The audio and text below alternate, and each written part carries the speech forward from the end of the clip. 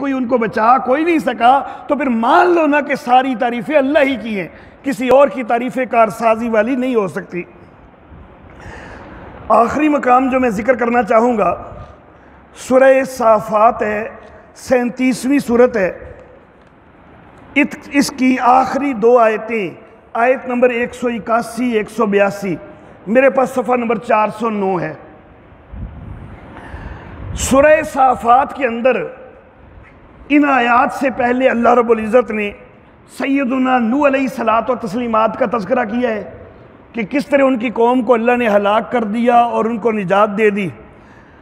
सैयदुना इब्राहीम अलैहिस्सलाम का भी तज़किरा किया है कि आतिश नमरूद में भी डाले गए, लेकिन अल्लाह ने वहाँ से भी महफूज निकाल लिया। सैयदुना नूह अलैहिस्सलाम पर सलामती हुई ना कि कौम जो उनको 950 साल तकलीफ़ें दे रही है, उस कौम के जुल्म सितम से उनको बचा लिया, अल्लाह की सलामती हो गई।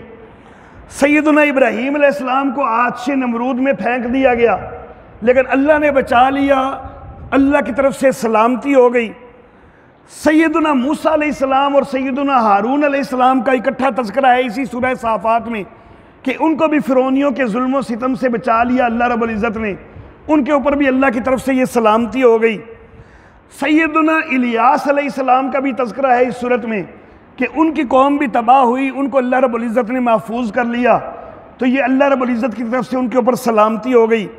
सैयदुना लूत अलैहिस्सलाम की बिगड़ी हुई कौम की हलाकत का भी तज़किरा है और लूत अलैहिस्सलातु व तस्लीमात की तरफ अल्लाह की सलामती हो गई, अल्लाह ने उनको बचा लिया। सैयदुना यूनुस अलैहिस्सलातु व तस्लीमात का भी तज़किरा है कि यूनुस अलैहिस्सलाम मछली के पेट में भी चले गए तो महफूज अल्लाह ने निकाल लिया, अल्लाह की तरफ से सलामती हो गई। फिर जब निकाला तो बड़ी कमज़ोरी थी, अल्लाह ने सेहत व आफ़ियत भी अता फरमा दी, ये सारी सलामती हो गई अल्लाह की तरफ से। ये सारे इन नबियों का तज़किरा करके आखिर पे अल्लाह फरमाते हैं कि वह सलामुन अलल मुरसलीन, सलामती है इन भेजे हुओं पर। ये सारे जो भेजे हुए हैं इनके ऊपर सलामती है, गोया सलामती ये खुद नहीं कर सकते, सलामती इन पर भी करने वाला अल्लाह है। ये तो खुद अल्लाह की तरफ से सलामतियों के मोहताज हैं, ये खुद अपने आप को जो है वो सलामतियाँ नहीं दे सकते थे, अल्लाह है इनको सलामतियाँ देने वाला।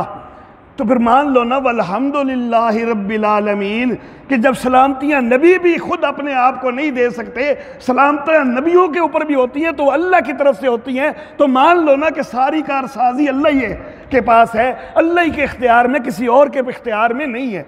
तो नबी जो है वो मुख्तार कुल नहीं है, वली मुख्तार कुल नहीं है, अल्लाह मुख्तार कुल है। नबी हाजत रवा और मुश्किल कुशा नहीं है, अल्लाह हाजत रवा और मुश्किल कुशा है। नबी कारसाज नहीं है, अल्लाह कारसाज है। अल्लाह रब्बुल इज़्ज़त हमें सही अकीदा और अमल इख्तियार करने की तौफीक अता फरमाए। मैं अक्सर कहा करता हूँ कि अकीदे का मसला तो अल्लाह रब्बुल इज़्ज़त ने कुरान हकीम के पहले लफ्ज़ में ही हल कर दिया हुआ है। अगर कोई गौर से सही तवज्जो से सिर्फ पहला लफ्ज़ ही कुरान हकीम का पढ़ ले अल्हम्दुलिल्लाह, अकीदा तो यही दुरुस्त हो जाता है। अल्लाह रब्बुल इज़्ज़त हमें इस सही अकीदे के ऊपर कायम रखे। व आखिर दावाना अनिल हम्दुलिल्लाहि रब्बिल आलमीन।